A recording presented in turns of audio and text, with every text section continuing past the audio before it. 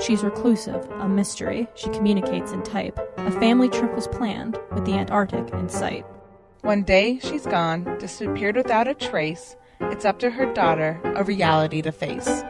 An enigma to solve. B was dead set. Where did you go, Bernadette? Cool. Cool?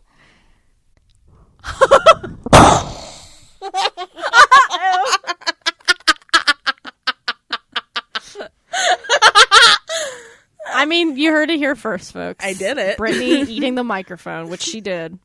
I did it. Yeah, she did. Good. Big mouth. I could fit my fist in my mouth. Okay. I'm not doing it right now. Oh, darn it. I got excited.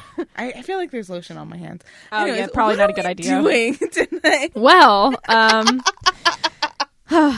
unfortunately, we're not talking about eating microphones today. I mean, I know that's what you thought, listeners, but no, What's the we're nutritional talking value of a microphone? Well, I'm gonna say nothing. Yeah. So let's talk about Where'd You Go, Bernadette, Part 4, shall we? The part titled Invaders. Ooh. Oh, I Space Invaders? Just kidding. Yeah. Oh, yeah. This goes from 0 to 100, just like fucking Elixir. Go from just a normal thing to invaders. Oh, man. Of a fourth kind. Shit's getting real. Oh, this is so funny how it begins with. Yeah. Do you remember this? Yes. Yeah. So it starts on Monday, December 20th, with a police report filed by the night manager of the Westin Hotel against our good friend Audrey. Oh, Audrey, how we love thee. Just kidding. Oh my God. So Audrey is oh God, she's like, if you ever worked in customer service, she's the type of person that you despise and talk about for years after they're gone out of your life. Yep. So the police had to be called against Audrey Griffin because she is freaking out at the night manager, like, constantly. She's going insane. She's so nuts. Yeah. I knew she was like kind of crazy, but like when this happened, I was like, oh my God, like that did go from 1 to 100, basically. She starts, basically they're reporting her because after this whole incident, when she's freaking out, she ends up getting kind of violent. Yes, so there's a party going on in the room next door, and she calls to complain. And the night manager is like, there's no one in that room, but I'll go check it out. Right? And it turns out to be her son. Yep. And I marked this part because it's like saying fucking Kyle. Yes. Oh, Kyle. It says Mr. Koenig, which I think is the night manager. Yeah, reports that Miss Griffin, wearing a hotel robe, approached him in the hallway and strongly suggested he was knocking on the wrong door, as room 1605 belonged to her son, Kyle, who was asleep. Like, still in denial. Like, this, like, excuse me, but this bitch... Like, oh God almighty. She just doesn't get it. Oh my gosh, so much in denial about her son. What page is that on? I want to see that. That's on page 174. It's number 8. Oh, okay. Yeah. Nice to have numbers here to help us. Yeah, so I don't know if you ever like written a police report before or like read one. No. I've had to do something very similar. Yeah. When I was an RA, and they tell you have to write every report in third person. So, and then like list the incidents that are happening, just so it's so you distance yourself, kind of. Yeah. So like if I went and knocked on the door because I assumed it was like partying and everyone was smoking weed, just like this incident, I would be like, Brittany went down the 4th floor hallway to room 402 and knocked properly. Brittany waited 5 minutes to like. That type of stuff. It sucks. That makes sense, yeah. I hate it. Anyway, so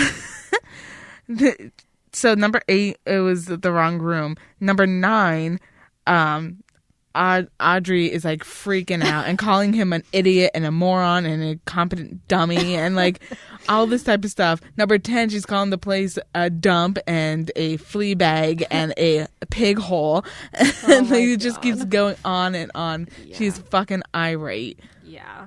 And when he's trying to quiet both husband and wife, Mr. Griffin belched, emitting a nasty stench. Yeah, because Warren comes out to try to like calm his wife down. Yes, he does. And then she got in her husband's face regarding his abuse of alcohol and insatiable appetite for steak. Jesus Christ. What? What a fucking mess. So then what's his name? Warren goes back inside room 1601, slams the door. Mm-hmm. And then Miss Griffin starts saying, stating her extreme displeasure with the person who invented alcohol. Can you imagine being the night manager? You're literally standing in this hall, and there's a dispute, a domestic dispute right now, and then everything's going. It's like, and I fucking hate this person who invented alcohol, and I would never be in this situation if, like, oh my god, I can't imagine those monks back in the 12th century. I don't know who invented alcohol. That's okay. Yeah, I know Vikings had it. It was mead. They've had fermented honey. I mean, yeah, alcohol has been around for a very long time. Yeah, so ever since they were fruit. Yes, true, very true. I'm doing it. What? I don't know. Anyway. But did you know that animals routinely get drunk? Really? Yeah, because they eat like fermented apples and stuff, and it gets them drunk accidentally. It's absolutely adorable. Yes, it is. Oh my gosh, I love that. So then. He reports that out of nowhere, my head jerked back because that crazy bitch, Miss Griffin, had grabbed hold of his hair and yanked, causing him distress and pain. Mm-hmm. So that was the night manager going to open the door of 1605. Oh, that's right, yeah. Where Kyle is at and where this party is going on. So then he radios Seattle PD. Mm-hmm. And while on the radio, Miss Griffin entered room 1605 and emitted a scream. And he enters the room as well and counted 9 individuals. Miss Griffin's son, Kyle Griffin, and assorted Seattle street youth. All right. Oh, my God. So then, sorry, I just got distracted because I can hear my mom vacuuming upstairs. So funny. So the night manager observed drug paraphernalia everywhere from bongs and... I don't know a lot of these bindles, rolling papers, prescription drug bottles, roach clips, one-hitters, pinchies, rigs, works, spoons, and an epic vape. Holy shit. When I listened to that part, I was like, oh my god, I don't know what half of this stuff is. Nope. And so, what the hell is a roach clip? I have no idea. I know a roach is another form for a joint, like another word for a joint. I actually did not know that. Well, there you go. The more you know. Look, it wasn't until college. This is kind of sad, but I was naive. No, well, that too. But I didn't know that weed, pot, and marijuana were the same thing. Oh, no, Danielle. I was a very naive child. What can I say? Love you. Okay, here's a story. My roommate it was a dry campus, no drugs on campus, no alcohol. Mm. If we were caught in our room, if our roommate was doing drugs, we would also be kicked out of the university. That's dumb. Well, I just told you my inexperience of knowledge about drugs. They were literally rolling joints in our room, and I was sitting there and I was watching, and I was like, I am pretty sure I am in a situation right now where they are rolling drugs and I should tell them to get out. I didn't, but I did one time. My roommate had alcohol in our fridge. Fucking funny. If they raided our fridge, I would have been kicked out of the school. Well, they have to let you know when they're going to raid your fridge. Well, yeah, that's true. But so my roommate had alcohol and they just sat in the middle of the room and I'm like, listen, I was an RA and I had alcohol in my room. That's okay. I just didn't want to be kicked out of the university. But, Oh, my God. I got drunk in my dorm the one time. And I was in an all-freshman dorm. My girlfriend came up, and we were just drinking iced tea and vodka. Yeah. So we were stumbling all around. My residents were down there. And it was so, looking back, it's super embarrassing. Yeah. And I'm so glad no one reported me for it. Aww. They loved you. No, they didn't. They hated me. Really? I was a hard ass RA. Mm. Ours weren't. I don't think. Yeah, only because I liked a quiet floor. I didn't like being woken up in the middle of the night because of partying. So this one time, these 2 girls were coming back at 3 a.m. They were drunk off their minds, and I heard them because I was studying for an exam. And this is when I was a senior. So, and I worked in an all-freshman dorm. So I was done. Right, I had enough of all of this. So I went to their room, and they were playing their music so loudly at 3 a.m. So that right there is going to cause me to come in, but I just heard them in general. So they opened their door and their faces fall. And I saw bottles in their room. I said, get all your fucking bottles right now. And they were opening their closet, their refrigerator, and I was like, you're coming with me. And I made them flush it down the toilet. I was like, pour out that alcohol right now and flush it. And like, you could just see how upset they were because I think they were also education majors. So if you get caught for underage for education, you can't continue. Right. So they flushed it all, and I made them throw the stuff in their recycling bin. And I said, if I ever hear a peep from you for the rest of the semester, I swear to God, I'm going to come down on you with a fucking hammer because I am tired. I am a senior. I am finishing up my semester.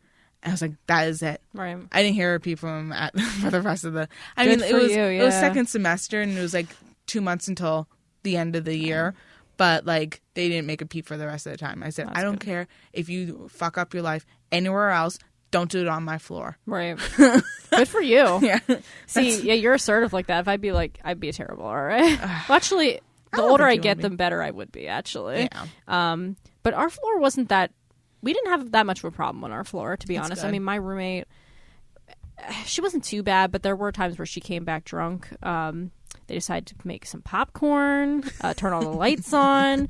Me, like, I'm the quiet person, much more quiet even then. So I was like, oh my God. It was a terrible first semester. Not like terrible, like I look back and I'm like, it was the worst time of my life. It just wasn't the best. Yeah. My roommate and I it wasn't a friendship type of situation. But it's funny because at my old job, I can't say who we worked with, but we worked with a company that apparently this girl, she now works for my first roommate. Oh, really? And like she had put like her name, like this new person's working there, and they said her full name, and I'm like, pretty sure that's my roommate. So then I went, I forget how, but I think she had her LinkedIn and her email address. Yeah. So I went to it, and it had her picture and everything, and I told him, I was like, that's my old roommate. Like, that's so funny. And that was just ironic. So I'm glad she's doing well for herself. Good for her. She got her act together. But like, that was... Ugh. She even told me, she's like, yeah, I used to smoke pot in high school, but not anymore. And then they're like a week later, they're rolling joints. Yeah. So, oh my God, that's so funny. Oh, the stories I could tell. Second semester sophomore year, that's when I had my own room until my super senior. See, that's nice. Semester. Oh, so you were a super senior. Yeah, my friend was for too. 1 semester. Oh, that's not bad then. Yeah, no. My friend was a super senior for 2 more, so she did 2 more the whole year. You kind of, sometimes you have to. Yeah, I'm lucky. I almost had to. I got lucky, but college. Anyway. So, you know who's not going to college? Kyle. Yeah, probably not. So, the police come in and they raid everything, and the night manager wants to press charges against Mrs. Griffin, and the police officer basically says, yeah, that's fine. Yeah. But the narration continued by the officer, and this one made me laugh so hard. I informed Mrs. Griffin that if she did not lower her voice and step into the hallway with me, I would have to put her in handcuffs. Mrs. Griffin started screaming at me with profanity. Profanity. I am a model citizen. These druggies are the ones breaking the law and corrupting my son. Oh, Audrey. Take your damn hands off me. You can't touch me. I didn't do anything wrong. I have to say, when I read this, like, I knew Audrey was insane. I did not expect something like this to happen. Whoop-dee-doo. It's my word against his. Who's the judge going to believe? The wife of a DA or the crowned king of the pig hole? She's the type of woman, or person rather, that I just love to see fall. It did feel kind of like when I was like, I did not expect this to happen, but I can't say I'm sad about it, like, yay. And then right after, we get an email from her to Soo-Lin. She doesn't say anything about this. No. So that was interesting. Not a single thing. Because she is just... And she's all, like, happy again. Yes, she's very chipperish. Just very like, hey, stranger, I know it's been a while, but remember that time you were going to get divorced? Yes! And like dredging up this past. And she did that before, very early on in their email correspondence. Yep, you're right. Well, don't worry. I'm going to come visit. You promised that I could. Oh, that's this part. Yeah. I was wondering if we had already gone past this. Okay, yeah. I looked for you at drop-off today. Lincoln told me you were working such long hours and didn't even have a Christmas tree. But don't worry. I'll come over and I'll decorate for you. What do you want for dinner? Oh, my I'm God. already here. Yes, she literally says, here's your chance. I'll let myself in with the key under the Cupid. One question. Oh, and that's when you said, what do you want for dinner? I'm going to have the feast waiting for you when you get home. Blessings, you. Oh, God. Sickening. So then Elgin writes to Soo-Lin, and it's actually a very short little email. He's talking about what he learned from the agent about Bernadette and from Elgin to Soo-Lin, yeah. Yeah. And so he says Wait, how did she know?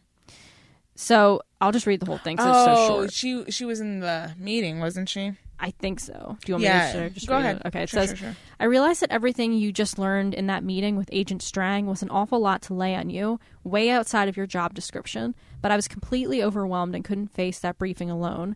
As stunned as I was, and as stunned as I still am, I'm also incredibly grateful that Agent Strang finally allowed you to be present. I'm even more grateful to you for standing by my side. So... This is fucking... I'm angry. I understand his position. Right, yeah. It's yeah. She is taking advantage of his vulnerability. Exactly. And, like, she's creating a victim. Correct. That's what it is. She's taking nice. advantage of a victim. I like it. She doesn't believe in victimhood. Oh. That's why. Soo-Lin. Fuck off, Soo-Lin. God. So then she writes a handwritten note from Soo-Lin. It says, LG, my job is to see that S2 runs smoothly, which is Samantha 2. Knowing the particulars of your situation allows me to better perform my job. I am honored you trust me. I promise I won't let you down. From here on, let's not correspond electronically about B. Mm-hmm. So... That makes sense. It does. Makes sense because if the hackers are in Microsoft's computer... Right. You know, but she's doing this fake. It's about Samantha too. No, it's not. It's not. No, it's not at all. No. So then they start corresponding with handwritten letters. Yep. So she basically says, because he does write back to her and said, talking about the possibility of Bernadette overdosing on pills surely constitutes harm to self. Because they read her emails. She talked about how she had thought about suicide. Yeah. Mm-hmm. So yeah, she was stockpiling pills. Correct. That's what it was. So then Soo-Lin sent out an email to the Samantha 2 team basically saying that Elgin is dealing with a personal matter that requires his full attention. All meetings to go forward as scheduled. Elgin will be kept apprised electronically. Mm-hmm. So, which I think is appropriate. Yeah, definitely. She's taking initiative. I mean, it's good she's taking initiative, yes, but for the wrong reasons. And she's also going above. Yes. Because in that email, she's separating LB from everyone else. Right. You know, and that is a manipulation tactic by abusers. Yes. You know? Yeah. Soo-Lin. You're an abuser. You're no longer the victim, but an abuser. Crazy. So, crazy. So then she emails Audrey. So this is at this point, I'm remembering now that even though my opinion of Soo-Lin was definitely going down the drain, I still hated Audrey more at this point. And I'm remembering why, because Soo-Lin says, not a good time for you to stay with us, in an email to Audrey. Mm-hmm. Emergency at work. I've already paid Mara to pick up Lincoln and Alexander from school and stay through the week. She's in the spare bedroom. I'm so sorry. Maybe a different hotel, a short-term rental house. I'll help you look. Oh, don't worry. I called, what's her name? Mara, and told her you wouldn't be needing her. She moved back into her apartment. Your home looks fantastic. The inflatable Santa is waving hello to the passerbys, and the windowsills are edged with snow. Joseph, Mary, and baby Jesus are stuck in the lawn, along with my sign saying, "We say Merry Christmas." I should be the one thanking you. Dear God. I love reading her segments. You did a great job. Thank you. Especially that last sentence. That was fantastic. Oh my gosh. That was from Audrey to Soo-Lin. Yes. She is fucking taking over. And those tacky inflatables. Yes. First of all, I love them. And I love them ironically. I was about to say. Yep. So good. Oh God. And then those like plastic ones that That's light what up. we have. Oh my God, mom hates yes. it. My dad loves it. It's just Did you see the army of plastic ones on the like from my house to here? I forget what road it's on. I don't think I did. There's a house that literally has an army of them. And there's like Santa and the Rudolphs going upward. There's a candy cane lane. Dear It's God. amazing. I have to take a picture on You should. on my way home. You should. Oh, so good. Nice. It is cool to see how people decorate their lawns. I will give them that. It takes a lot of passion. It does. Indeed it does. So then we get a letter from Elgin to Mr. Jessup, the Dean of Admissions at, how do you say that? Choate? Coate. Coate? I would say Coate. Okay. Which is the boarding school that B is going to. Mm-hmm. And he's basically saying, regarding B's acceptance, he was wondering if she could... and before he didn't want her, they suggested she skip a grade. Yeah, and Elgin he said no. didn't want him. Yeah, okay. Now he's saying, my instinct was to say no. However, your Ms. Loudis's wise words have stayed with me, and I now concur that it is in B's best interest that her immersion in Coate's academic abundance commence immedely. So he wants her to start not just in a grade or the grade above, but start now. Yeah. After the winter break. Yeah. Start this. Yeah. Yeah. And he's doing this because he doesn't want B to be around when the what's that called? Intervention. No. Well, I mean afterward. No, I think this was I think he's doing that so when she's in. Right, that's what I mean. Sorry, I said that afterward. Yeah. Okay. Yeah, when hopefully Bernadette is institutionalized, basically. Yeah. To protect her. Right. Yeah. And then he reaches out to his brother, who lives in Hawaii. His name is Van. And he's basically saying, it's been a while since we've spoken, but family emergency has come up, and he just wants to know if he can come to Seattle. And he's very professional in this email and to accommodating. Van. Yeah. And Van calls him LG, and he's like, "Ahoy there, stranger. Sorry, but I don't think I'll be able to make it to your parts. Christmas is a busy time for me. Let's take a rain check." And then, yeah, mahalo. Mahalo. I love it. And then Elgin's like, "Maybe I didn't make it clear, Van, but this is an emergency. I'll pay for all the costs and, all lost wages. I just need you between these dates." And then his brother comes back. He's like, "Maybe I wasn't the one who was clear. I have a life here in Hawaii. I have responsibilities. I just can't, drop everything." Especially if you only talk to me the first time in 5 years. Yep. Which at first I was like, oh yeah, that makes sense. But then we learn stuff. But then he's like, I have to read this. He's like, "Van, you're a fucking house sitter. Bernadette is sick." So. This is real. Yeah. This is, you could see Elgin's state of mind here. And so finally Van's like, "All right, I'll do it for B. I'll fly in." Yeah. So I just want to, I'm going to read Elgin's. Yeah, Van, you're a fucking house sitter. Bernadette is sick. B doesn't know. And I need you to spend the day with B while I get Bernadette help. If you know...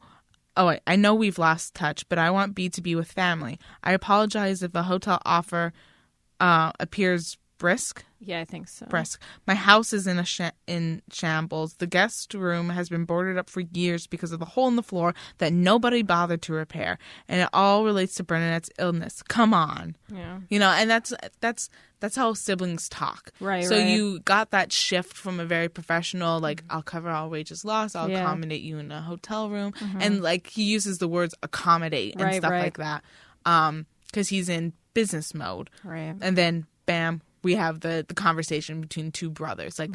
Jesus Christ, dude, let's go. Right.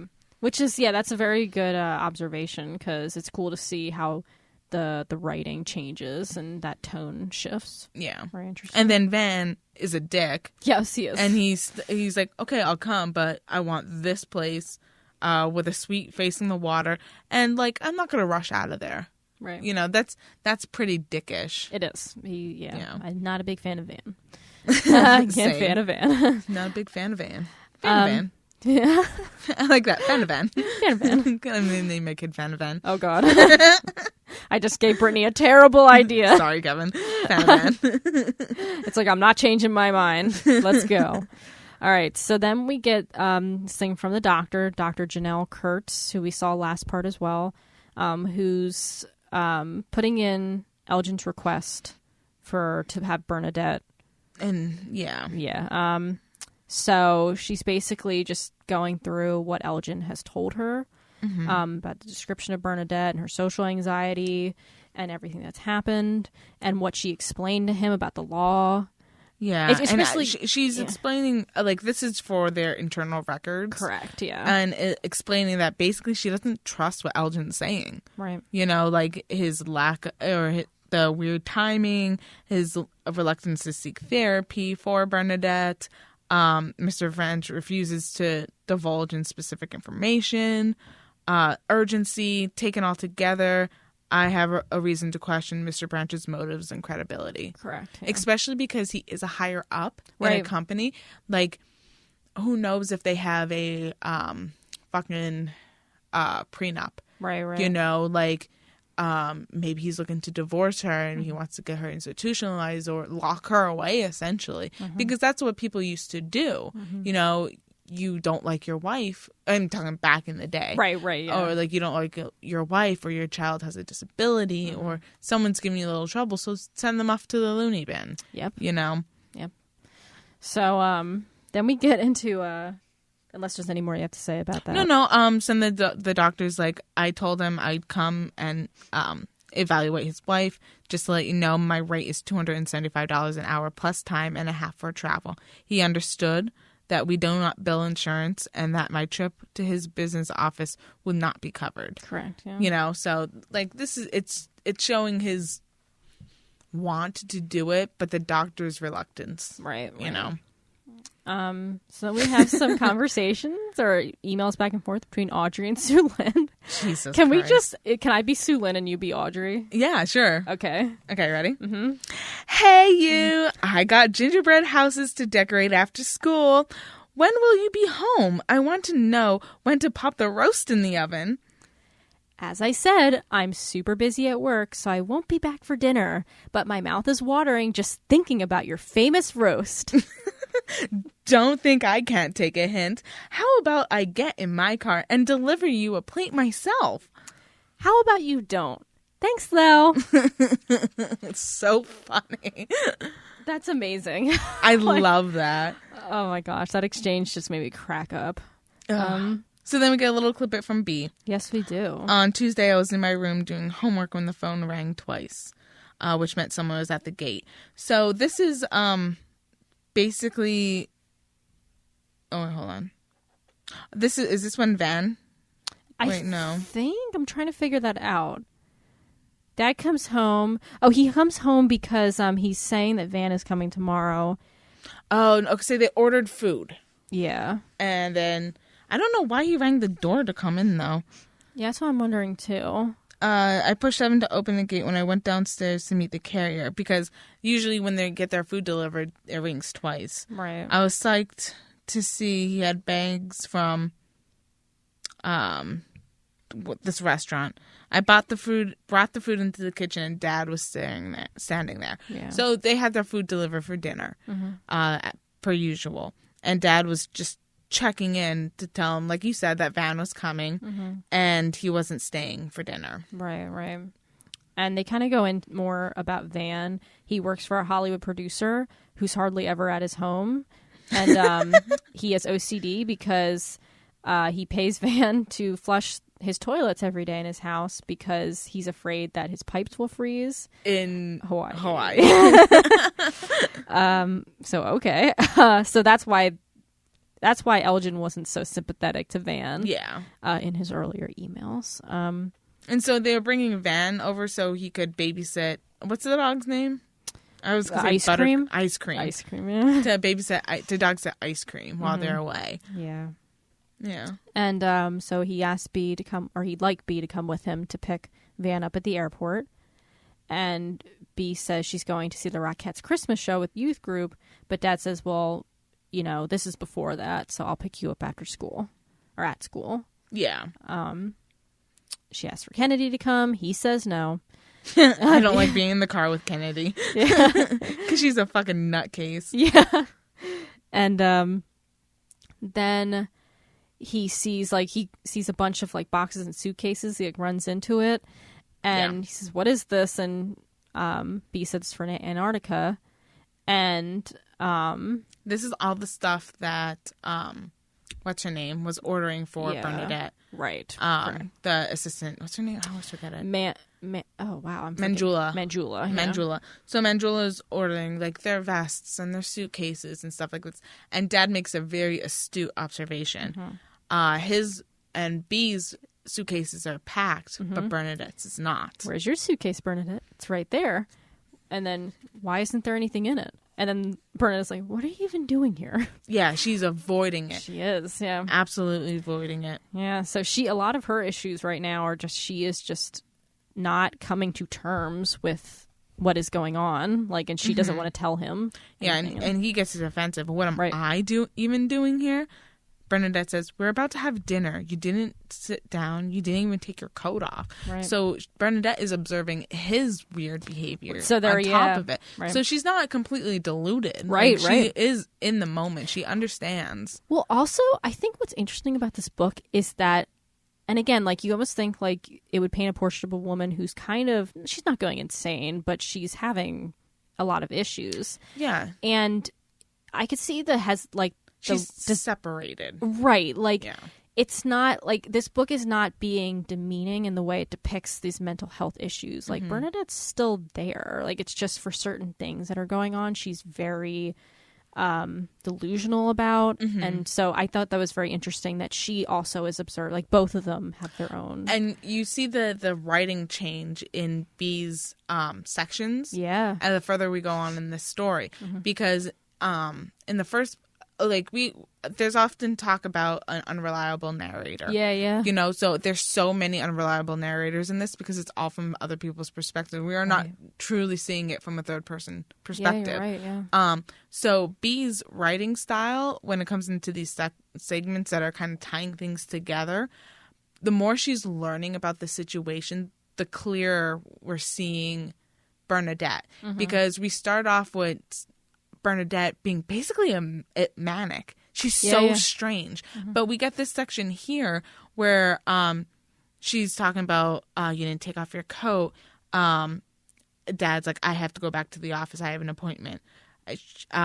Bernadette, let me get you some fresh clothes at least. I have clothes at the office. Why did you come all the way home just to tell us about Van? It's something nice to sometimes it's nice to do things in person. Well, then stay for dinner. I'm not understanding this, you know. So that's a very like human. Yeah, we're seeing Bernadette's actual personality. So all before where we're getting pieces of Bernadette from Audrey and Soo-Lin and all these other people who just see her as eclectic. Right. She's not. Right. She's really She just doesn't explain herself. Right. And that's the only thing. And what I love about this scene is how comfortable it feels. Like, obviously there's tension, but it's like you would have a conversation with your family, like if something was happening. Like, I like how, like, just the way they're talking to one another, like, it's just it feels very real to how a family would talk to one another. And I really like that a lot. Yeah. So Dad is being very cryptic. He is. And this is the part where, like, I think he kind of put his foot in his mouth with this one. Yeah. He shouldn't have done this. But I think he just doesn't know how to. He doesn't know how to go about this. Yeah, because he can't tell her about the potential innovation and the FBI stuff. So this is all stuff that's going on in his mind that he can't talk about. And he was just so angry at Bernadette for not telling him anything. Right. So yeah. Ugh. So then he leaves, and they're kind of sitting there weird, like they're weirded out. But then B's like, I guess he just really did come to tell us about Van. And I was like, weird. Yeah. So then we get a report by Dr. Kurtz about Bernadette Fox, and she talks about arranging a meeting with Elgin. Yes. And talks about her skepticism, as you said. And how it vanishes with this meeting. Yes. You know, people are coming in and out making comments about Samantha too, and he's answering them right away. And he's very collected, and he understands everything that's going on. He doesn't seem like a person that is intentionally trying to do harm to his wife. Right. And so basically they go over, again, the stuff that Bernadette has done, which is a lot of stuff that's just based on either misinformation or just lies. I mean, well, okay, let's say lies, what we think are lies. Like, did Audrey really have her foot run over? Yeah. So we're kind of like, that was something we talked about in a previous episode. Yeah, I don't think she did. Yeah, we don't know at this point, but I don't know. It kind of seems to be pointing to that. So, and it says, you know, she hoards prescription medicine. Like, it's basically taking a lot of things that Bernadette has done, misconstruing it a little. Yeah. Well, he shows the doctor the FBI file, and everything in the FBI file says about the foot and the pills and stuff like that. Yep. So again, even though these are government reports, they're not a good narrative. Exactly. Yeah. Exactly. So and then. I think fucking the doctor is like, at one point I noticed Mr. Branch was in his stocking feet, and I realized he was the man from the TED Talk. I was just about to say that. Where you stick a computer chip to your forehead and you never have to move a muscle for the rest of your life. Yep. So that's how famous this guy is. Yeah. Unlike Clea, who's not really... Yes. Fuck, that's a great example. Go ahead. Well, I was just going to say, like, in Elixir, what we talked about constantly was how Clea's mom is the senator in the United States who apparently is so famous that even her daughter is recognized everywhere. And it just makes no sense. This makes sense. Yes. He is famous for a TED Talk. TED Talks are super popular. Yeah. And he comes up with something that is pretty realistic to our current time frame. So, and people don't recognize him right away. Exactly. Yes. It's not like they're hunting him down. It's kind of just a very like, you're the guy. Yeah, it's not like everything they're like taking pictures like paparazzi. Oh my God. Anyway. Fuck off. Yeah.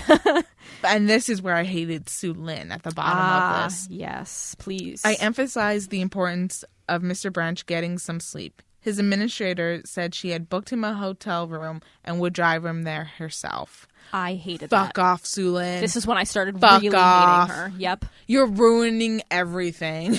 It's awful. You couldn't just be a friend? No. You couldn't just be a friend to Elgin? Yeah, she is just such... At this point, it changes from like this kind of... You're kind of wondering what her game is to now it's like, really? What is your problem? Like, it's just awful. And then we get some stuff from B. Where they go to get Van from the airport. Yeah. And their interactions are interesting. What did you say? What did I say? I don't know. I said, Van's interactions. Oh. What did it sound like? I don't know. Like, I wasn't paying fully attention to what you're saying because I was like glancing on all I heard was, I was like, oh. Well, you know, actually, Brittany, I didn't tell you I was singing. So it just threw me off. I was like, okay, that did not compute. What is going on? No, I was just singing. Just kidding. I just elevated my voice to a very high pitch. Anyway, so what about Vin? Go ahead. Van. Yeah. He talks to B and he says, "Where's your little?" It's like the classic kind of uncle thing. Where's your little girl? And then she waves and he's like, "You're a big girl. My niece B is a little girl. I'm B. No way. High five for growing." And, it's just kind of awkward. So funny. Yeah, and then he gives them a bandana with the word. Each one says hangover. Or wait, with a hangover bandana. What's a hangover bandana? Should I know what that is? I think The Hangover's a movie. That's what I thought. I thought maybe I don't know. Oh, okay. I haven't seen it. But like a bandana. Yeah. Saying The Hangover. Right. That's what I thought, but I wasn't maybe sure. it's a place in Hawaii. Maybe. Like a overhang, maybe. Maybe. I don't know. But B takes it and she's like, I'll give it to her. It was so hideous, I had to give it to Kennedy. And then she said, as Van stood there smearing chapstick across his gross lips, I thought... so disgusting. I was like, oh. So gross. Because, like, a white person in Hawaii is, like, one of the funniest things to me, like, in my mind, because they're not meant to be there. Europeans are not meant to be in Hawaii. That's hilarious. And so, like, his lips are all chapped. He's probably bright red from the sun. And he's just living the Hawaii life. But he doesn't have enough melatonin in his skin to be living the Hawaiian life. Well, she even says, I hope nobody sees me at the zoo with this guy.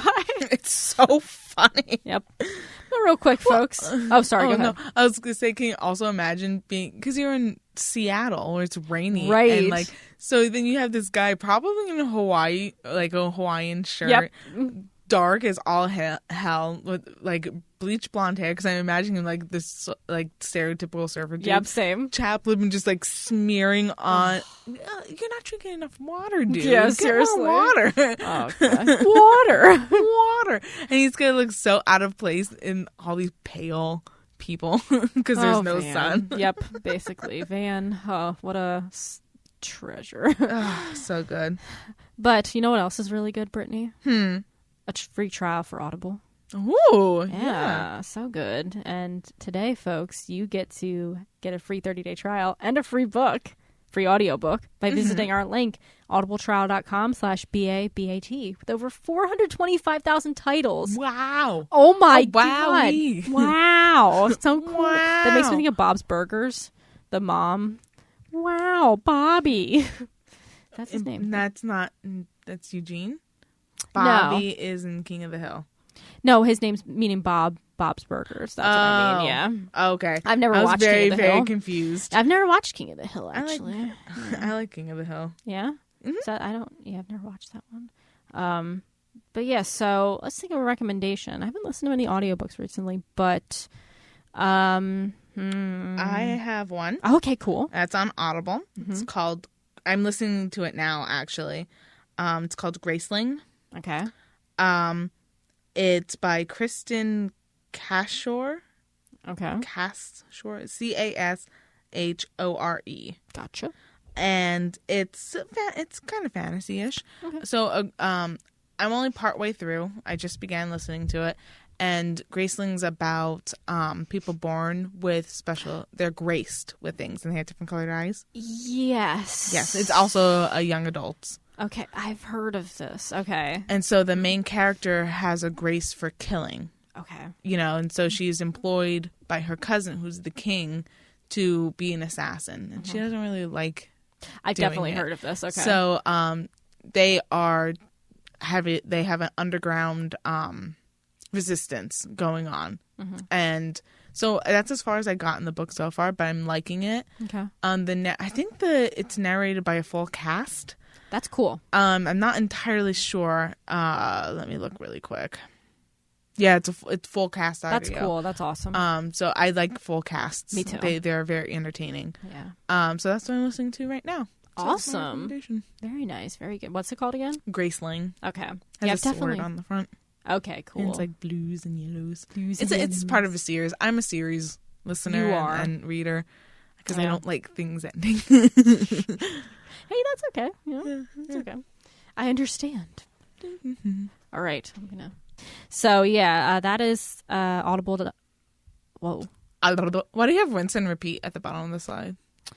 Why do I? Hang on.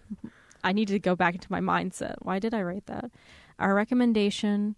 Oh, meaning we would say this, then say our recommendation, and then once again repeat audible.com. Okay. That's why. I see. I was thinking... rinse and repeat, Danielle. Go on. Well, once again, that's audibletrial.com/BaBaT. Free 30-day trial and a free audiobook of your choice. It's a great time. You should definitely do it. Plus, you could also buy it for someone for Christmas. So true. I don't know when this is coming out. Is it Christmas? This episode's coming out Christmas Day, folks. You're listening. If you're listening, oh, that's so Christmas. Sweet. So Merry Christmas, everyone. Christmas. I love this. And Happy Hanukkah and Happy Kwanzaa. I don't know. Kwanzaa. I don't know when those go off. Yeah. Well, I know Kwanzaa's tomorrow. the 26th of December. Oh, is it? It I don't is. know. Sorry, I'm ignorant to other religions, guys. I don't know when Hanukkah is. Well, it's always different, so I don't know when Hanukkah is. Yeah. But obviously today is Christmas Day when this episode's releasing, so Merry Christmas to all who celebrate. Almost Merry Christmas. That was...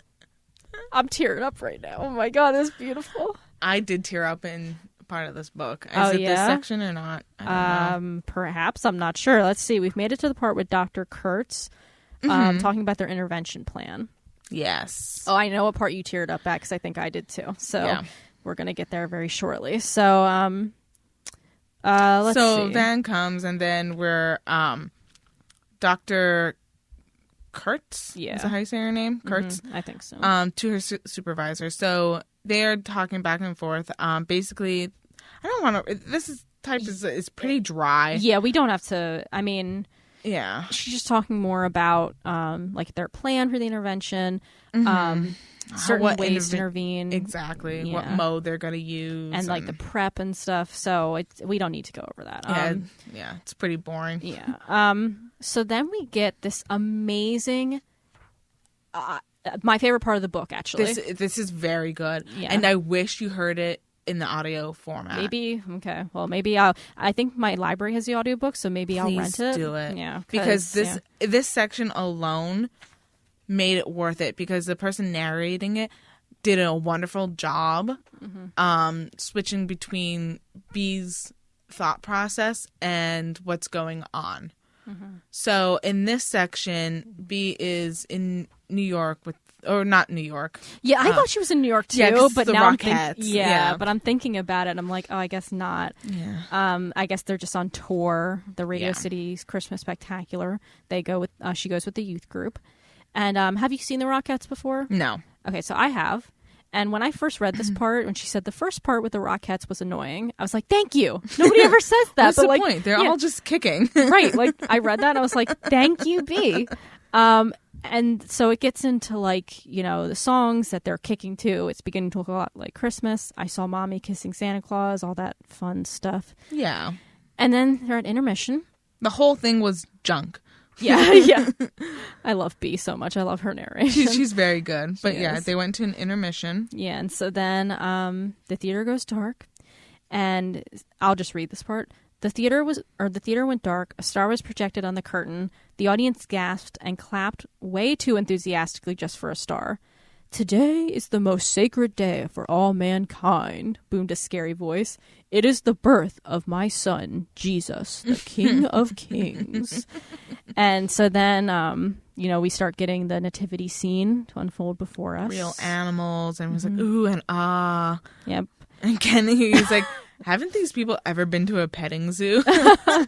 Which, Kennedy, I think you're missing the point, honey, but it's okay. And then it says, then a big black woman walked out, which kind of broke the spell because she was wearing a super tight red dress, the kind you see at Macy's. And she starts to sing Oh Holy Night. Yes. And yeah. So we go through B's experience with this song. Yes. Because they're not religious in their household. Right. And so even though I grew up in a religious household and I'm more of agnostic right now, listening to well-sung Christmas songs still gets me. Same. And same with well-sung church hymns. Yeah. In any language, really. Yeah. Or any religion, language, celebration. If it is sung well, I'm there for it. And this is what's happening to B for the first time, it feels like. It does. And it's in this moment when I was reading it, I felt like this is an experience I've had myself. I mean, I know, like, when you're talking about church music, like, they're, like, at my church, since we're both Catholic, maybe you'll know the song Table of Plenty. Sure. Come to the feast of heaven and earth. No, I don't know that one. Okay. Well, we have a children's choir that sings, so they'll sing Christmas songs, and then they'll sing, like, some other hymns. And it's, like, every time we go, it's like I can't not tear up, like, at just the well-sung music, like, by these kids. Like, or even just, like, listening Oh Holy Night. I know this is going to sound dumb, but, like, one of my favorite renditions of it is from Lea Michele from Glee. Because they sang it in Glee. Dumb. Well, just because Glee is Glee, but I generally like their renditions of songs sometimes. And that is just, I used to listen, I remember in college, I used to listen to that song on the bus because I take the bus to meet my parents in the middle. Yeah. So it would pick me up for the weekend. And I would listen to that on my iPod, like, and just like tear up on the bus. Because it's so cute. good. Like, and this would totally be me. I loved everything about this. I kind of feel like, should we read it? It's a lot to read. It is. That's why I'm like trying to figure out what we would. Yeah, no, so never mind. We could read her little segments. We don't have to read the hymns. Yeah. But I would start off at she's singing "O Holy Night," Yeah. "O Night Divine," and then the chorus comes in, and she didn't even notice them. 50 of them. They're everywhere. And my favorite line is, "The glow inside me started to harden, which made it difficult to swallow." And I was like, oh my God, like that. Yes. That description. Yes. And then it was so weird and extreme. I got disoriented for a second, and it was almost a relief when it was over. But the music kept going, and I knew I had to brace myself for the next wave. Across the top of the stage, words appear in a digital scroll. Like the chorus, it just seemed to have materialized. Red dots glided across. And then, like, it talks about people like raising their hands and standing up and singing with the chorus, and that is, I feel like crying right now. I was like, I have chills. And it's also a little chilly, but I have chills. So like, she couldn't see the words anymore because the people all in front like stood up. I stood too. Everyone's hands are raised in the air, and Kennedy put on the hungover bandana on. What, she said, and crossed her eyes. I shoved her. She is having a moment. Right. You know, religious or not, this is a moment. Yeah, and she writes, "It was so joyful and unapologetically religious. I realized that these people, churchy people, as Mom called them, were actually oppressed, and only now could they open up because they were safely among other churchy people."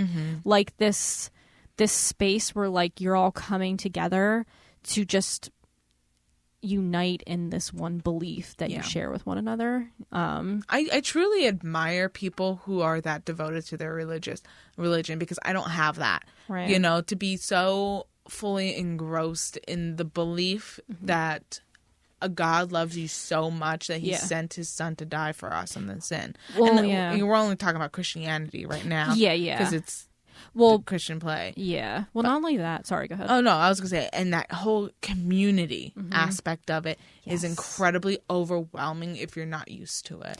And so I'm glad you said that, because the community thing, when I was younger, so I was in youth group. I was raised Catholic, but I went to like a Protestant youth group. And I would go to church camp. And I loved church camp. I went 4 years. And the reason I loved it was a lot of like, obviously it was great with your friends and stuff like that, but honestly, a lot of my favorite parts were the chapel times, because what we would do is we would, you know, they'd have a pastor there who would always give a sermon every day during chapel, but then we would just sing worship songs, and it was, some people would like start to cry like there. Now that gets into a little territory where it's like kind of indoctrination, but when you're singing together in big groups of people like that, people would just start crying. And I remember saying to my friend, like, why? Like, I don't get it. And my friend was like, it's because it was this, I don't know, this is probably one of the most famous songs, "Here I Am to Worship." Okay. I don't know if you know. Okay.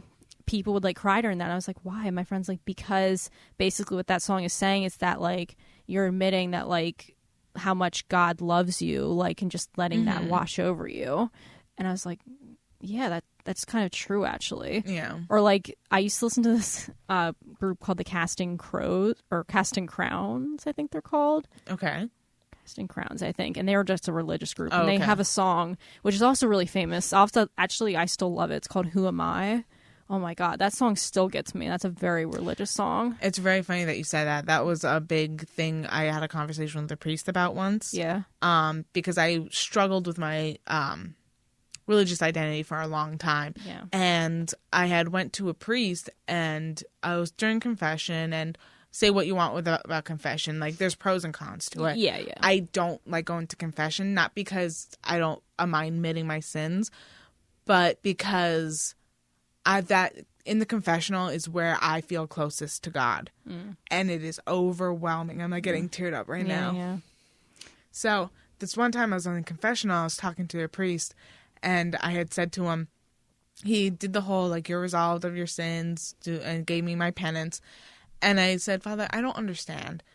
I don't want to forgive myself. I was like, I don't feel that I am deserving. Mm-hmm. And he goes, who are you to think that you know better than God? Mm-hmm. If God is saying he forgives you, who are you to turn that away? Mm-hmm. You know, and that changed everything. Right. And like, and it, oddly enough, him saying that solidified me not believing in the church. Interesting. You know, like, so I believe in a God because that's what I want to believe in. Whether or not it's true, I don't know. Right. But I don't believe in the church. Yeah, probably with you, actually. Yeah. Our even though our experiences are different, we also seem to have gone on a similar path like to that, because I, too, am also consider myself agnostic. I have been church hunting, but, like, I don't. Church hunting, that's so funny. That's what they call it. Like, you behind a bush with a shotgun.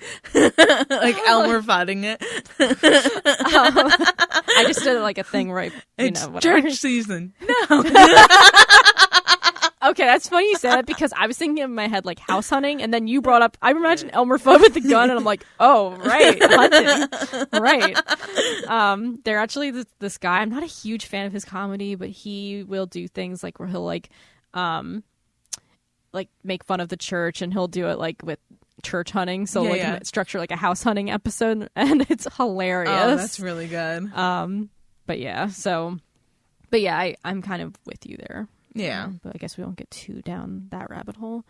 But yeah, and then they're singing "O Holy Night," and and this is where she has her epiphany about how close she was to dying as a child. Yeah. You know, I was baby Jesus. Mom and Dad were Mary and Joseph. The straw was my hospital bed. I was surrounded by the surgeons and residents and nurses who helped me stay alive when I was born blue. And if it weren't for them, I would be dead now. Mm-hmm. All these people I didn't even know. I couldn't pick them out of a lineup if I had to. But they had worked their whole lives to get the knowledge that ended up saving my life. It was because of them that I was in this magnificent wave of people and music. Mm-hmm. Yeah. And I love how this ends where she says, I felt so full of love for everything, but at the same time, I felt so hung out to dry there, like nobody could ever understand. I felt so alone in this world and so loved at the same time. Where's that? On page 199. 199? Yeah. That's the end of the paragraph. Oh, yes. Yeah. It's just, it's a lot. And I literally, this changed. Like, I was enjoying this book. I read that part and I was like, I'm kind of considering this possibly being a favorite, honestly. At this point, this definitely edged towards a favorite. This is now a book I will re-listen to and reread. Right, exactly. You know? This scene changed everything. It was so raw. Mm-hmm. Yeah, for sure. Very raw. I think it's interesting, too, like, that both of us had a very, like, the same reaction to it, you know? It's just, it's very moving. And she's, like, crying and, like... Yeah. It's so weird. Yeah, I know. And like this part, I loved Dad so much. Mm-hmm. I was sorry I was so mean to him in the car. He was just trying to talk to me, and I didn't know why I wouldn't let him. Mm-hmm. Of course, I noticed he was never home. I had known it for years. I wanted to run home and hug Dad and ask him, please don't be away so much. And the narrator that was doing it was saying it with such emotion. Really? Oh, I want to listen to that so badly now. This section is so good. Yeah. I love it so much. So good. Mm-hmm.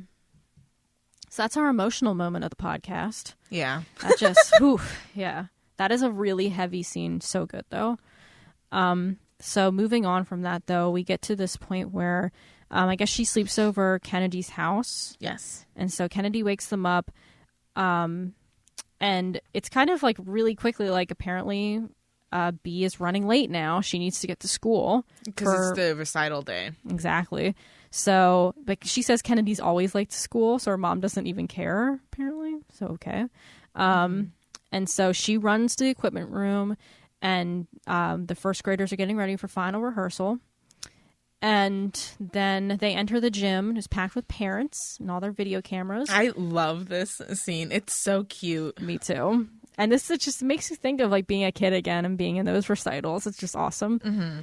And then let me see if I can find it. They're doing their little song about a little elephant. Yeah, the little elephant. You have a very long nose. Yes, sir. My mama has a long nose too. Oh. And tell me who. It says little elephant. Tell me who do you love? Oh, you know it's my mama that I love. So cute. And B sees her mom. Yes. In the background with her glasses. Yeah. And trying to hide. Yep. And she says, I laughed because I knew Mom would think it was funny that now I was the one crying. I looked up, but she was gone. It was the last time I saw her. Yeah. So now we're getting into it. Yeah. So, yeah. Because we know this book is about finding Bernadette. Right. You know, and she's been here the whole time until around page 200. It is, yeah. And we only have... I think it's 326 pages in this entire book. Yeah, and like I said, I think I said this in part 1, but when I read part 1, my assumption was that part 1 was laying out Bernadette's disappearance. Like, I thought part 2 would begin with her gone. Yeah. And so it was very surprising to me that she wasn't gone yet. So I think it's very interesting how this book approached that. Well, I also think it's interesting because part 2 doesn't take place at the same time this is. Yeah, yeah. So part 2 is a... Like the framing's weird in right this book, yeah and it's fantastic. So it's because it was part 2 Bernadette past and present, right? Yeah, you know, so there's so much in part 2 that is not part of this timeline, right? At exactly, all. Yeah. So it's very interesting. Okay, yeah, invaders. Yeah, it is interesting. So then oh, yeah, so this is interesting. Yeah. Then we get a letter from Dr. Janelle Kurtz again to the board of directors that she is resigning from her position of director of psychiatry. Yes. Because of the events that happened during Bernadette's intervention. Now, what were your thoughts when you read that? I didn't know what to think, honestly. I truly didn't. What about you? For me, when I read that, I thought straitjacket. Yeah, I wondered if she got violent. Yeah. That's what I was curious about. If she got violent or maybe more of a hostage situation. Which made me sad. Felt like. Yeah, same. It did. Yeah. And it was very emotional, this part. Or maybe like not kidnapped, but I thought something might have been done with the Russians. Right. You know, like I had no idea what to think. Yeah. It was a lot though. Oh yeah, for sure. So then this is Dr. Kurtz's report on Bernadette's intervention, which I think is the rest. Let me just make sure. I think it's the rest. Yes, it's the rest of the part. Yeah. So obviously there's a lot here. Basically she basically recapping, the Straight Gate School for Girls and talking about that, and how where the house is located and stuff, and it's a step-by-step of the intervention. Exactly. And so she's just saying, I arrived at the branch residence and what time she arrives and who's there. She says that Soo-Lin is there. Oh, God damn it, Soo-Lin. I was so mad when I was read mad that. too. I was like, why? And even, okay, I get it, but I feel like at that point I hate her. I was like, Elgin, why? Well, okay. Also, Soo-Lin wasn't supposed to be there when Bernadette came. No. Well, that's true. You're right. Soo-Lin was just dropping off Elgin. Right. Because he spent the night at the hotel. Correct. Yeah. So he didn't have I don't know how that is, but she dropped him off at the hotel and stuff like that. She's the one driving him to and from. Correct. So we have to remember Bernadette's supposed to be at a doctor's appointment right now. She went to get her teeth done. Yeah. Right. Correct. And so they're all setting up this intervention and they're preparing for it. Right. Yeah. And at the same time that the intervention is happening, the FBI agent, Marcus Strang, is there as well. Mm-hmm. So just everything is happening. All the parties are coming together. Yes. And so Bernadette arrives. And her response to it, she's like, LG, who are these people? like, Yeah. which is just like, I was like, oh, no, like I was afraid, honestly. It went so bad so quickly. Mm-hmm. So then basically the rest of this part is just like dialogue. Yeah. It's just saying who's talking. It went so quickly. Yeah. Mm-hmm. And so basically they're introducing, like, Janelle Kurtz introduces herself. And we know this is a direct transcript because the doctor was recording everything. Exactly, yeah. Which makes sense. And so then Dr. Kurtz says to Bernadette, we're here because we care about you and we want you to get the help that you need. And Bernadette's like, exactly what kind of help? Why are the police outside? And why the gnat? Why the gnat? So good. And she keeps saying, she's like, LG, please ask them to leave. Whatever this is, let's talk about it privately. I mean it. These people don't belong here. Which, like, I was like, oh, Bernadette, you should have just told him everything before. Like, yeah, but this is her attempt to right, exactly. Yeah. Like, this ambush style was not a good style. It and wasn't. That was a really bad call by the doctor. Agreed. Very bad call. And but you know what? The doctor said she's not an expert at interventions. That's you true. know, she said that That's I'm true. not good at these. Like, but because of the sensitive case of the FBI, Yeah. they felt that this was the best way. Right. And she, yeah. It went so bad. Yeah, and she even, so they're talking about the appointment with the dentist. Mm-hmm. And she says she canceled the appointment 10 minutes ago. She says, I'm going on the trip. I'm going to Antarctica, which is true, actually. She's telling the truth, right? Do I remember that correctly? Yeah. Because she does, But yeah. no one believes her yet. Right, exactly. And he says, Elgin says, Bernadette, please stop lying. Yeah. And she's like, check my phone. See, outgoing calls. So then it's interesting because she says, is this a joke? I really don't understand. Is this about Manjula? And Elgin says, there is no Manjula. Mm-hmm. See, and that's... Elgin wasn't following the plan in this. No, yeah. Because he's so angry at Bernadette. He's just exploding. Yeah. You know, and the doctor is trying to get things back in line, but Elgin is just blaming. And Right. the doctor's like, oh, you know, let's talk about love and how Right. much you love her and how much you want to support her. You're right. And Elgin's like, she's being an idiot. And like, Soo-Lin is still there. Soo-Lin, walk out. Right. You dumb. Oh, like, God. That God, was she's my such least. a fucking gnat. I hate. Yeah, she is. Yeah, it's so true. Bernadette's not wrong. And so then they get into how, like, that, you know, the FBI is saying that Manjula is an alias, blah, blah, blah, and that they are coming to Seattle to make their move. And Elgin's like, move? Like, what are you talking this is about? the first time Elgin's hearing about this. Mm-hmm. So then, and even, well, I'm sorry, I read that wrong. I mean, same with Elgin, but also it's actually Bernadette who says what kind of move. I said that wrong. So then Elgin's like, you know, you handed out her personal information to her, like everything. And so then she's like, well, I haven't heard back from her for days. And we're like, that's because the FBI has been intercepting your emails. And so then they tell her to sit down or they say, let's all sit down. And Bernadette's like, no, don't sit there. And it's wet because there's a leak. Yeah. And then This is when she's like, we slowly see her coming back to reality in these parts. And this is the shock, Right. You know, this is where everything is actually like falling into her lap. You know, Exactly. there's these strangers and the gnats there and the psychologist and Elgin is mad and Bernadette is like doesn't know what's going on, and it's just this is so upsetting. Yes, and this is when we also are learning. Well, we learned of this before, but how Manjula took or stole their miles for their airplane miles. She cashed our miles, and Bernadette's like, I'm sick about this. I'm sorry. I'm just in shock. So she truly is like, just so taken aback by all of this, and then because she trusts Manjula, but now she like within a span of like 5 minutes she's learning all this, so she needs a minute to process this. Exactly. And Elgin is not giving that to her. And even like it's not. I mean, we talked about Soo-Lin, but it has here.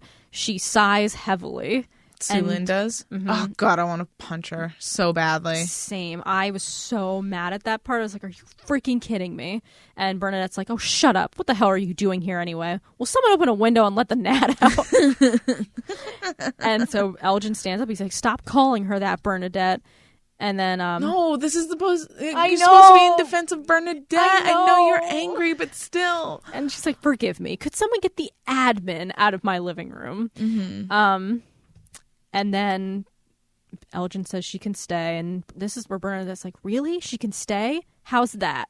And Elgin kind of says she's a friend. And she's not a friend of this marriage. I'll guarantee you that, as Bernadette says. Which I was She like, fucking knew. yeah. She knew. She did.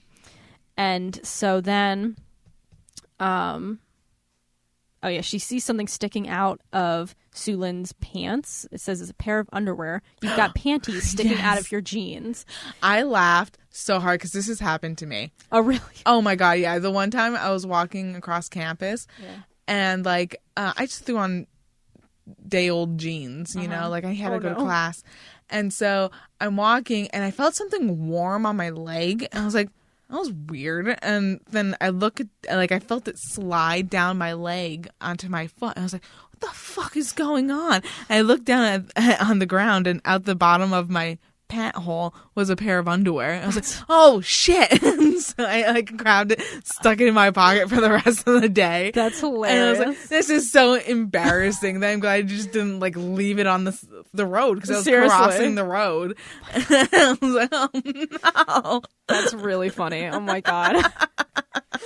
At least, but nobody saw, right? Or maybe they did. You don't I don't know. Yeah, you I don't know. I just did it really quick. It could have been a lot worse. It could have been a lot worse. That's good. Yeah. Oh, that is funny. That is weird, though, if you felt like, what the heck? Yeah, well, because I was sitting on them all day, you know, and so they just worked their way down my pant leg. And I was like, oh no. That is so funny. Oh my gosh. Well, and even like her reaction, she's like, oh, I have no idea how I got there. Yeah. Oh God. So Bernadette does not want her there, which okay. So then Soo-Lin says, I'm happy to go. So just go. Yeah, just leave.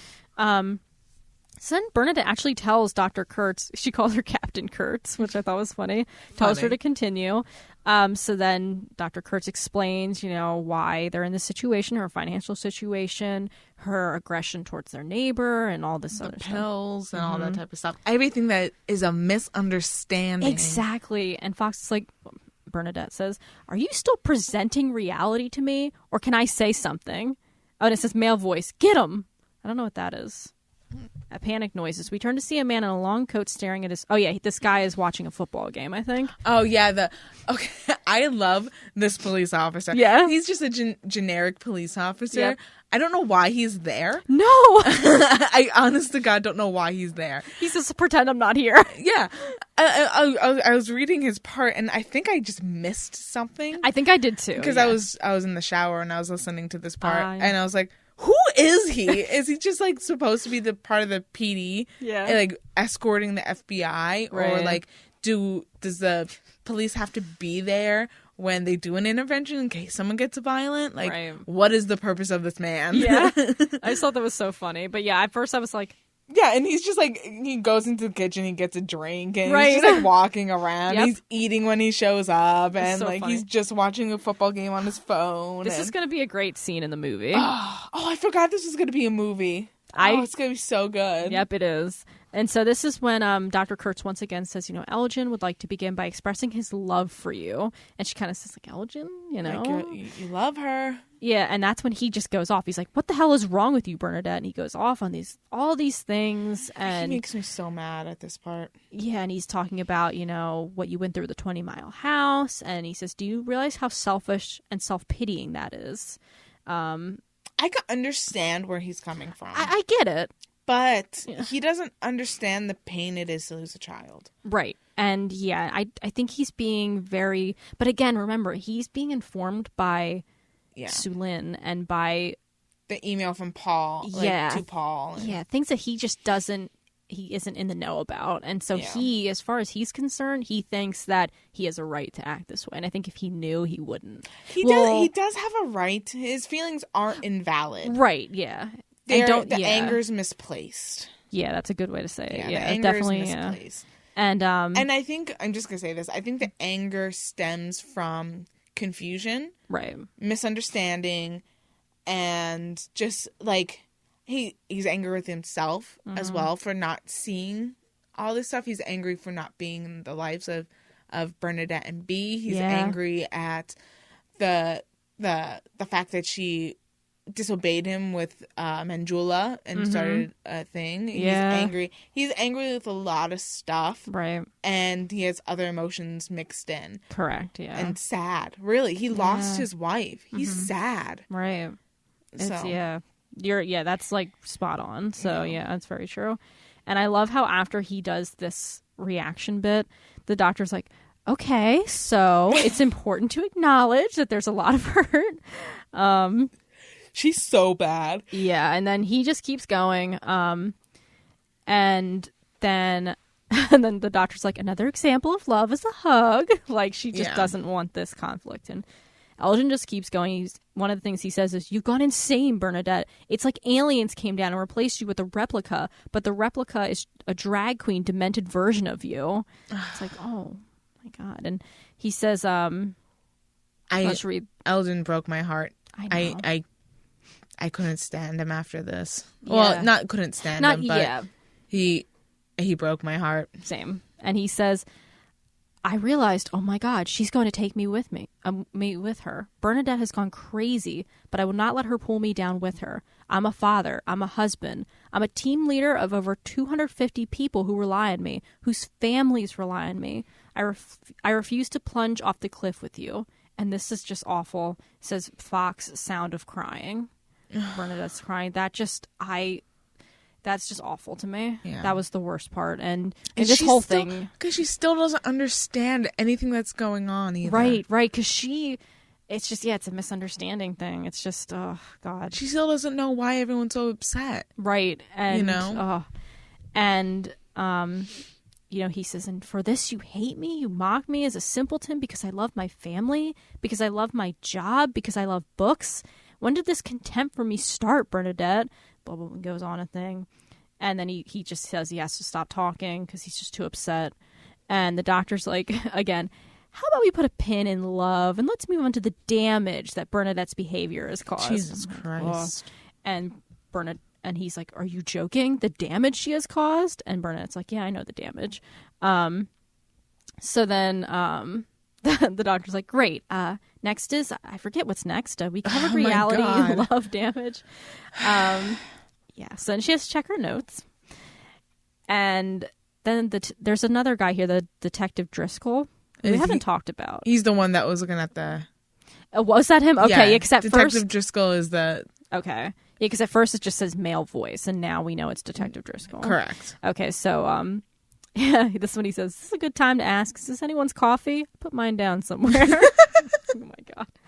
He's such like the TV cop. Yep. You know? So true. The one that's been at it for so long and knows who the... Yeah. Just ignore him. Okay. But yeah. And knows who like the... Oh. Don't worry. And knows who the criminal is, but they just don't have enough evidence yet, but he knows who will eventually get him. Yep. Yeah. He's so funny. Mm-hmm. And so then they just go in a back and forth, basically saying that Elgin's like, I'm not going to Antarctica with you. I'm taking B. Right. Because she at first is like, well, the trip is canceled. He's like, no, I'd never do that to B, but you aren't coming. Yeah. And so, and actually it takes a while for her to realize this because she's like, you're going on the trip with us? That's so exotic, because she says that to Dr. Kurt. She thinks the doctor is coming. And finally... she realizes like that she's not going because Elgin's like, you need to get help right now, and she assumes the doctor is going to come with them. Yep. She's like, oh my God, thank you, like I'm okay with that. She's okay with getting the help. She's 100% fine with that. Yeah, exactly. But then Elgin's like, no, you're not getting help the way you want it, you're getting the help the way I deemed it necessary. Right. And so she has to go to the bathroom. So she goes into the bathroom, and Bernadette's, okay, maybe you can explain this to me. She said, God, it's you. It's him. Elgin. And he's like, what? She says, the guy I said was following me at the restaurant that night. Oh. The detective. Yes, that's right. Okay. Yeah. And he says, you weren't supposed to know, but yes. Because I think he was working with the FBI. Right. Okay. It's not very clear. Yeah. But that's what I assumed it was. I think he was working with the FBI to track her movements. Correct. Yeah, I think you're right. Yeah. So then she goes in the bathroom, and it says there's a long silence. And this is interesting because this is the first time we see Elgin kind of start to doubt himself. Yes. Because he says Bernadette was being followed. What if she did call Dr. Nagard to cancel? Shouldn't we at least check? Yeah, because he's cooled down enough that he's realizing that he loves his wife, and like as angry as he is, he's putting some kind of stock in it. Right. In what she's saying. And this is when he goes back to the room with the suitcases. Oh, yeah, that's right. And notices that she also packed her suitcase. She was ready to go to Antarctica. She was ready to face her fears. She was ready to do everything that she needed to do and wanted to do. Maybe she didn't. Like, everything that she was saying, this is when he's realizing everything was probably a misunderstanding. Right. And he just attacked her. Yep. So they start knocking on the door for her to come out because it's been a little while. And she's not answering. No. And so they're afraid. They're like, oh, my God, has something happened? Did she slit her wrists? Like, what's going on? And they eventually get to the door and let's see. They ask if there's a window, actually, sorry. And the agent says it's closed. And there's really no sign of what happened to her. She's out of the bathroom. It's too far for her to like come out through the window. Correct. And then they're like, oh, there's only one way in and out. And the one agent is like, well, I wasn't there the whole time. I was curious about the suitcases. You guys made it sound interesting. Fuck off, agent. Seriously. And so they think maybe she went into the basement. Yes. And so this is interesting because it's overgrown with blackberries. Yes, the blackberry vines. So they're kind of, the agent's like, she obviously didn't go down there, but then they hear the sound of a motor starting. Yes. And sounds like a weed whacker. Yes. And so Mr. Branch, it says, Mr. Branch did not make it far into the basement before he fell into the blackberry brambles. He emerged bloody, his clothes frayed. His left eyelid was torn and his eye was severely scratched. An ambulance rushed Mr. Branch to the eye clinic at Virginia Mason. Yeah. The canine team searched the premises. There was no sign of Bernadette Fox. Yeah. And that's how the part 4 ends. Yeah. That was heavy. It was a very heavy oh my gosh. part. And it was short. Yeah, that's the short thing. compared to other ones. Right, exactly. And it's just, wow. It's just... So how did you feel about it? So, yeah, this part, I mean, I was invested in the book before. This just...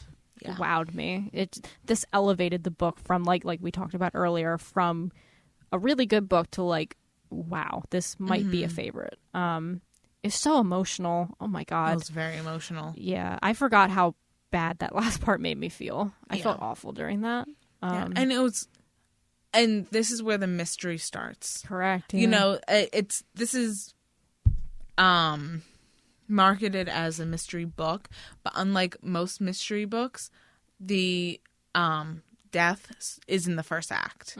We're in the middle of act 2, right, and then the mystery starts, which is really interesting, right? Or is it act 1? I guess it's the end of act 2. Let's think about this for a second.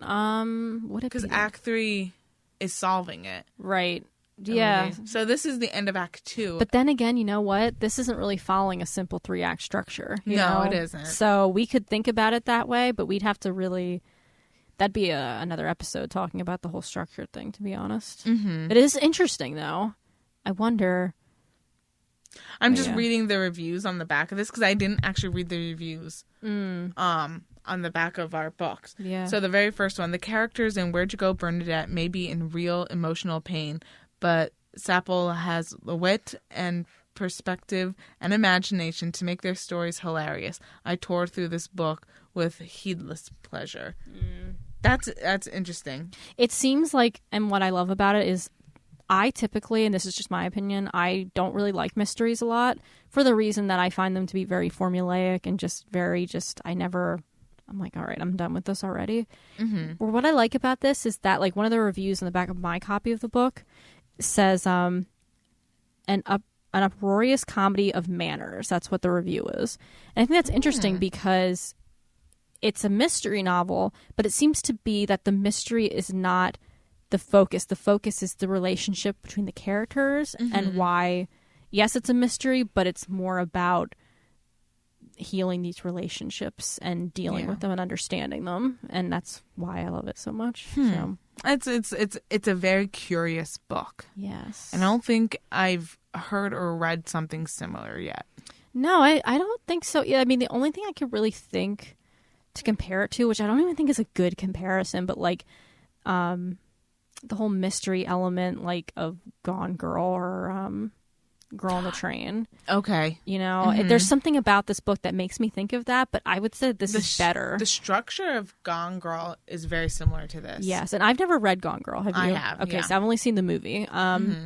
But yeah, and that seems to be like a trend today. But again, I wouldn't quite put this on the same level. I think this is better. Yeah.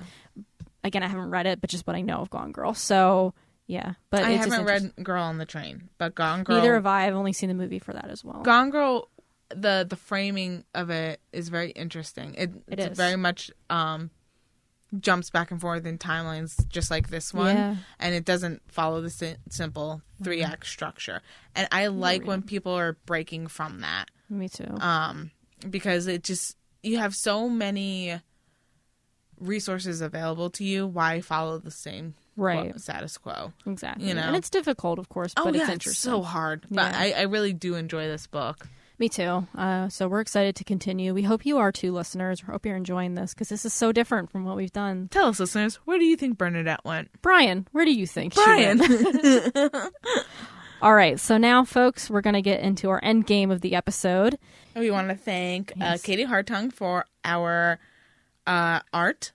And we also want to say hey and thank you to Kevin MacLeod. Yep. Hey and thank you. You provided our music all the seasons so far. Except the first one. The first one was Gabe Miller, I think his name was. Yeah, right. So thanks, Kevin. Yes, we appreciate it.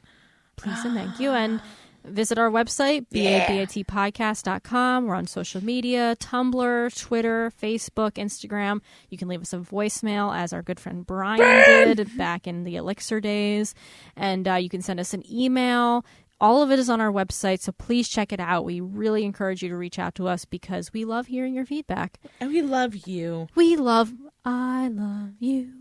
You love me. We're a happy family with a great big hug and a kiss from me to you. Won't you say I love you too? Fuck off! I think this got a little, oh my gosh. I said fuck off instead, and it's funny to me. It's got a little too intimate, I think, also. So we're not going to kiss you. We're just going to maybe give you a nice hug. I mean, I'll kiss you if you want to kiss. Okay, well. Brian. Oh, that's weird. I'm sorry, Brian. I don't know you.